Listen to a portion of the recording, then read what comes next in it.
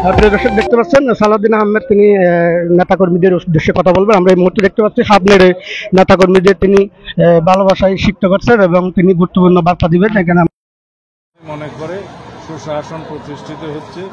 স্বৈরাচারের যে শাসন আমল ছিল তার চাইতে অনেক বেশি সুশাসনের মধ্যে জনগণ আছে।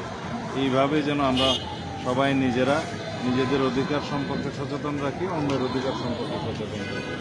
দেশে নৈরাজ্যকর পরিস্থিতি সৃষ্টির একটা পায়তারা চলছে। সেই পায়তারা যে কোনো ষড়যন্ত্র আমাদেরকে নস্যাৎ করে দিতে হবে।